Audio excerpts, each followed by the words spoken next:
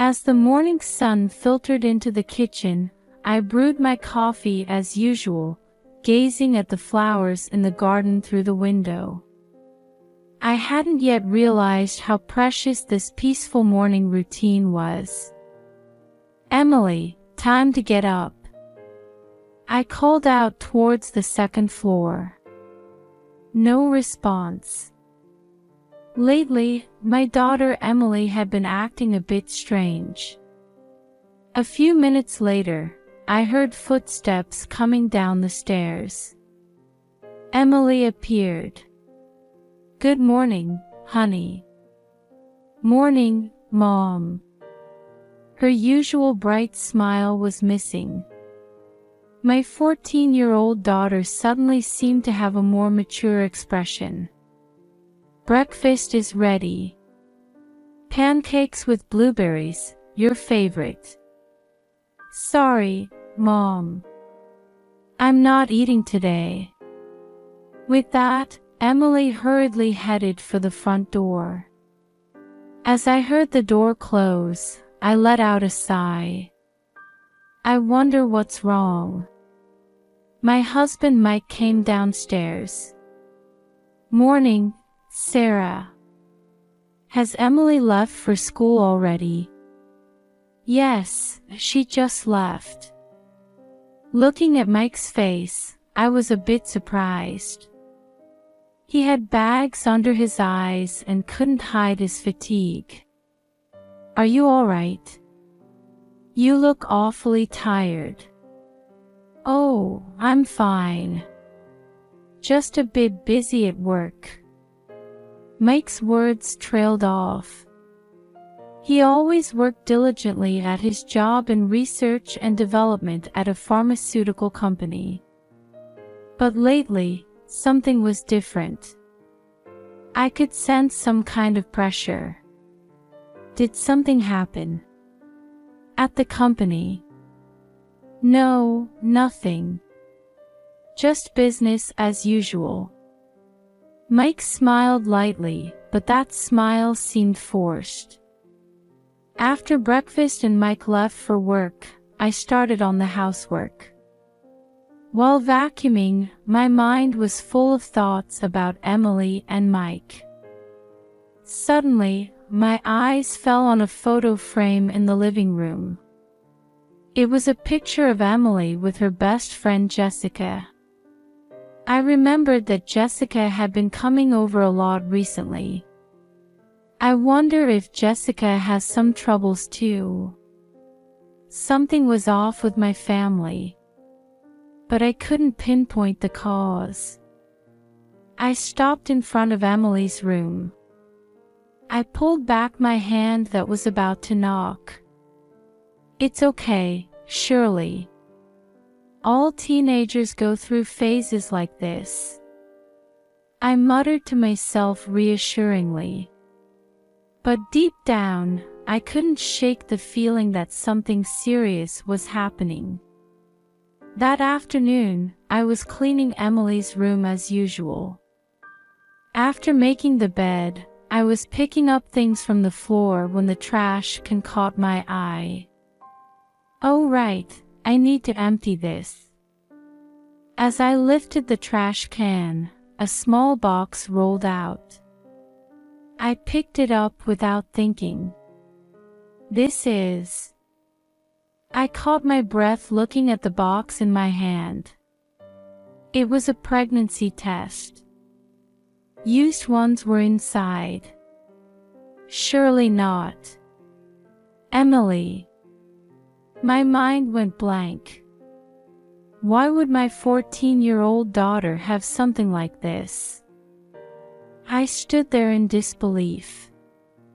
"I'm home." Emily's voice from the entrance snapped me back to reality. "Welcome home, Emily." I tried to respond in my usual voice. I heard Emily's footsteps coming up to the second floor. The sound of a door opening. "Emily, do you have a minute?" "What is it, Mom?" As I entered Emily's room, she was sitting on the bed. Taking a deep breath, I began to speak. Listen, Emily. Mom was cleaning your room. And I found this. When I showed her the pregnancy test box, the color drained from Emily's face. Can you explain this? Mom, that's... Emily stumbled over her words. Tears welled up in her eyes. It's okay, Emily. Just tell me what happened. I'm on your side. I thought I was speaking gently, but Emily shook her head vigorously. No. Mom, it's not mine. Then whose is it? I can't say. I'm sorry. Emily covered her face with her hands and started crying. Not knowing how to approach her, I just silently rubbed her back. That night, Mike came home. I'm home. Welcome back, Mike. At the dinner table, I thought about telling him what had happened today. But seeing Mike's exhausted face, I swallowed my words. Mike, are you really okay? You seem to be working late a lot lately. Oh, I'm fine. Just started a big project. Mike answered lightly, but his eyes seemed to be hiding something serious. If anything's wrong, please talk to me. Of course, I will. Mike smiled, but it was clear that smile wasn't from the heart. That night, lying in bed, I stared at the ceiling. My daughter's secret, the change in my husband's behavior. And I was also worried about Emily's friend Jessica. Recently, Jessica had been coming over a lot. They often shut themselves in Emily's room, and sometimes I caught glimpses of eyes that looked like they had been crying. I had a feeling that there was some big problem lurking within my family and around it.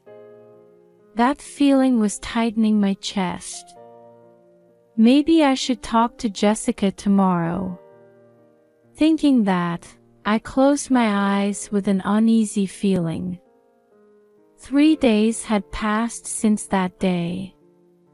My relationship with Emily was still awkward, and Mike's behavior hadn't changed. When I woke up to my alarm as usual in the morning, Mike wasn't beside me. Thinking, another early start, huh? I got up. Heading to the kitchen, I noticed there was no sticky note that Mike usually leaves. It bothered me a bit, but I reconsidered, thinking he must have been in a hurry. Emily, time to get up. No answer. Remembering yesterday, I sighed.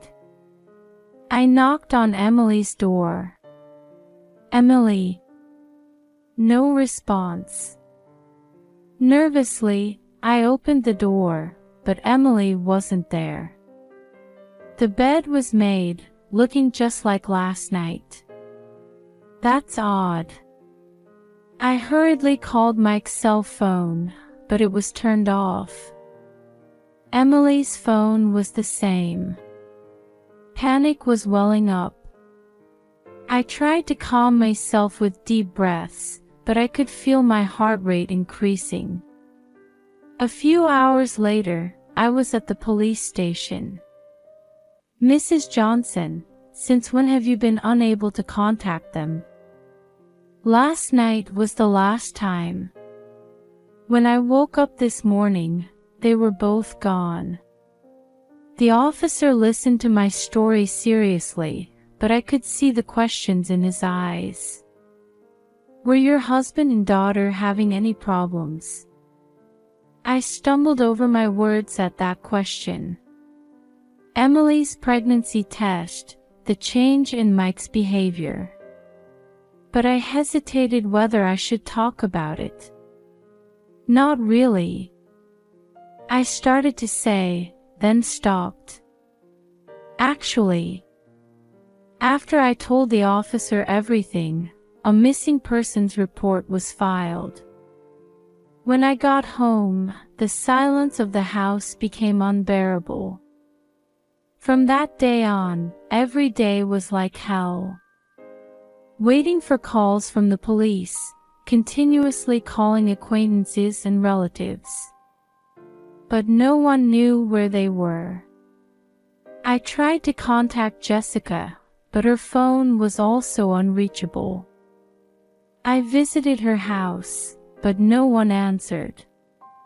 At night, I would go into Emily's room, hug her pillow that still smelled like her, and cry. "Where are you? Emily, Mike, please be safe." A week passed, but Mike and Emily's whereabouts were still unknown. The police investigation wasn't making progress either. I can't just keep waiting anymore. I decided to start investigating on my own. First, I called Mike's company. "Hello, Pharmatech Pharmaceuticals." "Hello, this is Sarah, Mike Johnson's wife. I'd like to ask about my husband." "I'm sorry. Mr. Johnson has been on leave since last week." I was surprised at those words. Mike hadn't mentioned anything about taking leave. "I see. Thank you." After hanging up, I headed to Mike's home office. It was a place I usually didn't enter, but now I needed clues. Opening the desk drawer, I found a thick file. When I opened it, there were complex chemical formulas and figures lined up. I couldn't understand the content, but one word caught my eye. Side effects. As I investigated further, I found descriptions that suggested the clinical trial data for a new drug had been falsified. The thought crossed my mind that Mike might have discovered some misconduct in the company. The next day, I visited Jessica's house again. This time, luckily, Jessica herself came out. "Jessica, do you know anything about Emily?" She had an anxious expression on her face. I. Please, Jessica. Anything. Even something small." Seeing my desperate state, Jessica seemed to give up and started talking. "Actually, that pregnancy test was mine." Speechless with surprise, I listened as Jessica continued. "I've been suffering terrible abuse at home. I consulted Emily about it. Then Emily said, 'I'll keep it at my house.'" As I listened to Jessica's story, various emotions swirled inside me. Relief, surprise, and new anxiety. "Jessica, can you tell me a bit more about your father?" Jessica hesitated, but eventually opened up. "Actually, he's my stepfather. He has dealings with Pharmatech Pharmaceuticals." At that moment, it felt like all the pieces connected. The misconduct Mike had discovered, Jessica's family problems, and Emily's behavior. "Emily, you were carrying this burden all alone." After returning home, I organized all the information I had.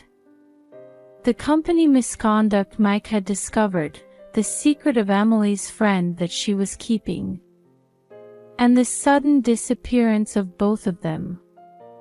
It felt like everything was connected. Surely, something big is happening.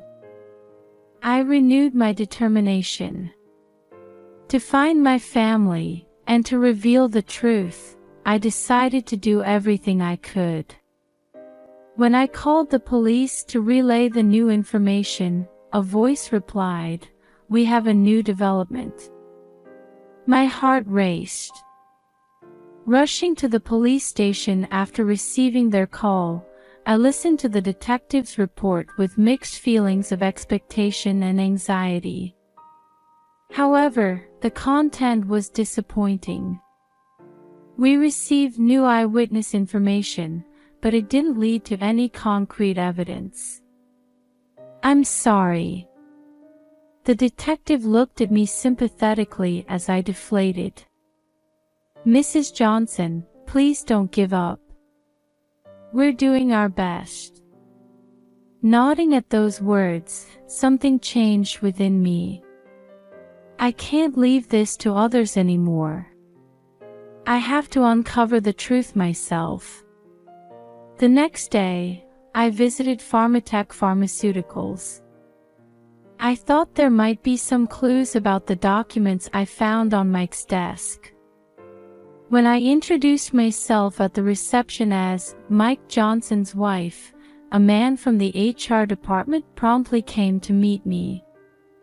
"Ma'am, we understand your concern. However, the company is also in a difficult position." Feeling something off about those words, I decided to be direct. "Do you know about the side effect data for the new drug that my husband discovered?" The man's expression froze for a moment. That is internal confidential information." "Where did you hear about such a thing?" "I found it in my husband's documents." "If this is the reason for his disappearance." Suddenly, the man's attitude changed dramatically. "Ma'am, spreading such baseless rumors won't do you any good. I suggest you abandon this line of thinking immediately." Those threatening words filled me with fear. But at the same time, I gained certainty. The truth was here. On my way home, I noticed a car following me. Though trembling with fear, I managed to shake it off somehow. That night, I received a call from Jessica. Her voice was shaking. "Mrs. Johnson, I can't take it anymore. My stepfather, it seems he's doing something bad with Pharmatech Pharmaceuticals." As I listened to Jessica's confession, I felt all the pieces falling into place. Mike's discovery of the misconduct, Jessica's family problems, and the pharmaceutical company's threats. After hanging up, I made a decision. "Mike, Emily, I'll find you both and protect you. And I'll uncover this truth." The next morning, I received a call from an unknown number on my cell phone. "Hello. Is this Mrs. Johnson? I'm a colleague of your husband."